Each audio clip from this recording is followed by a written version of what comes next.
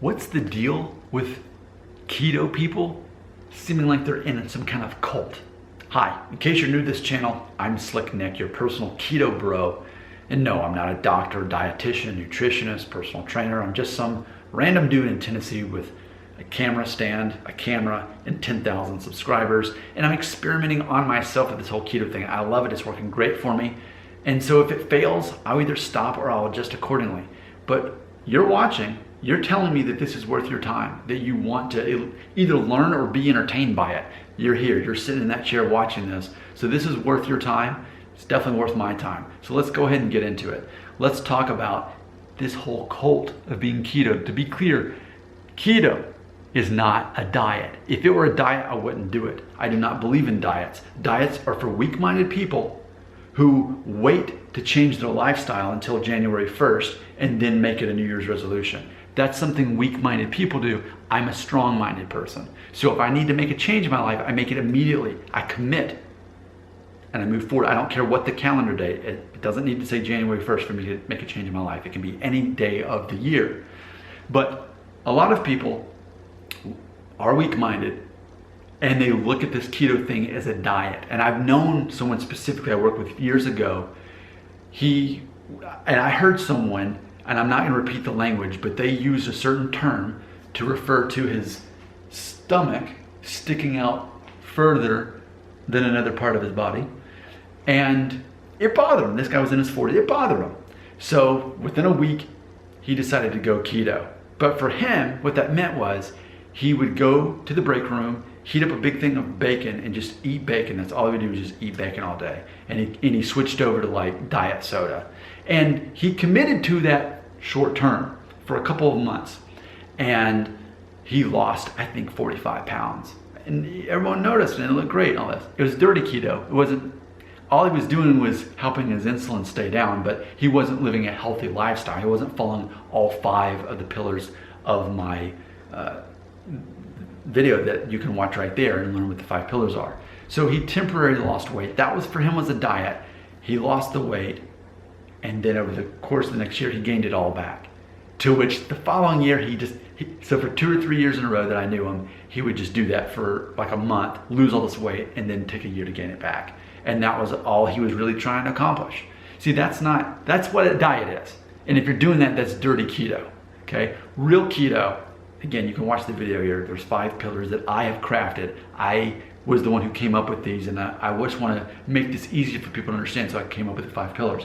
Number 1, filling up on fat and fiber. That's number 1. Number 2 is fasting, which I only eat between 2 p.m. and 7 p.m. every day. Therefore, my insulin doesn't spike. I'm only consuming some fat in my coffee, which doesn't cause my insulin to spike. It also keeps me full, so I'm not starving, I'm not hungry, but yet I only eat between 2 and 7 p.m. Next, number 3 is drinking at least a gallon of water a day. This is half of a gallon, so I'm drinking at least 2 of these a day. Number 4 is walking 2 to 3 miles a day, not running. Running actually causes a hormone called cortisol to go up, which stores body fat. So that's why I walk instead, to balance that out. People used to walk. For most of the world, they didn't run. And then lastly, getting at least 7 hours of sleep. So I take some sleep tea. I do my creatine right before I go to bed. Those are things that help me rest and be able to fall asleep and sleep at least 7 hours. And when I wake up at 5:30 a.m. with my alarm, sometimes I wake up just already anyway, a little bit before that, full of energy and ready to hit the gym and do my weight training on just water, black coffee, and some MCT oil and some apple cider vinegar. All things are going to help regulate me burning fat, not storing fat. So this is a cult though, like what I've just described. So it's funny because now I know a keto person when I see them. Typically, here's how I know who they are. They're my age or older. So I'm a couple months away from turning 40. I'm almost 40, but it's people who realize instead of just burning calories to try to, burning calories through cardio, instead what we're doing is we're burning fat through ketosis. That's what we're doing. But when you hear someone say they're doing intermittent fasting and they're doing it regularly, like daily, it's not like a temporary thing, like every day. They might be like Jeff Foxworthy. You might be redneck. You might be keto.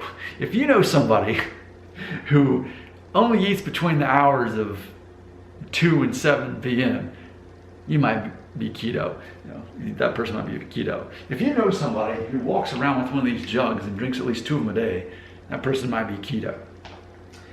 If you know someone who doesn't count calories but instead just loads up on fat and protein and has the most minimal amount of carbohydrates, or mainly from vegetables anyway, then you might know someone who's keto. If you know someone who's obsessed with getting at least 7 hours of sleep every night, even if it means they go to bed at 9:30 or 10 every night, they might be keto. If you know someone who refuses to run, but every day, no matter what temperature it is outside, they're walking 2 or 3 miles, then you might know someone who's keto. See, I've just described ultimately which is like a cult. It's not a diet. But when you are doing all of these things, you're hacking the system.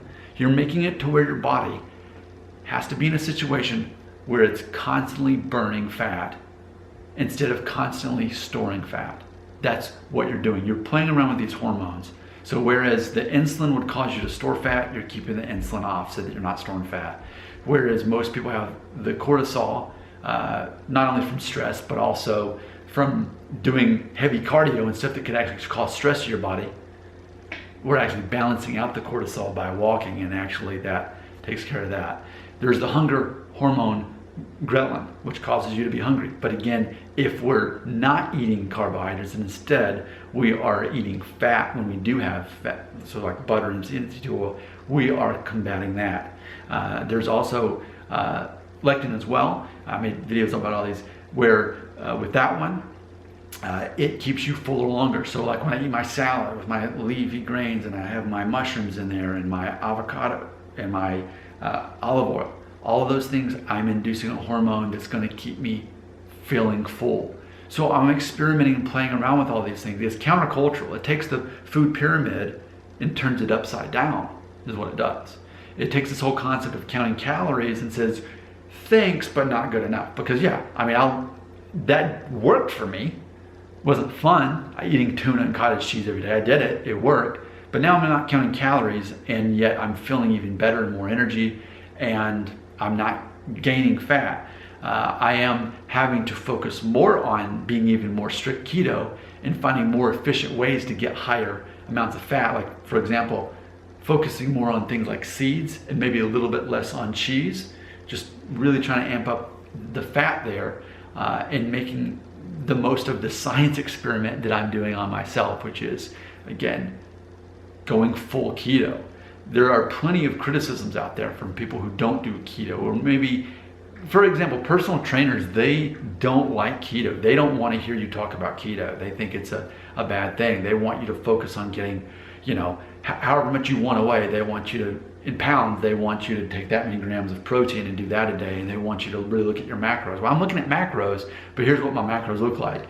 Fat, protein, carbohydrates, which are basically just from plants. Well, I guess, let me be very specific. Half of a sweet potato and a quarter cup of blueberries and a third of a cup of Greek yogurt that has a little bit higher carbs than I normally eat for most things. So there you go. It's a cult, man. I mean, can't you imagine what I've described? It's bro science. The scientific community does not accept it. Personal trainers, for the most part, do not accept it. It makes me a weird dude. But the next time you see somebody walking around with one of these, you'll know they're part of the keto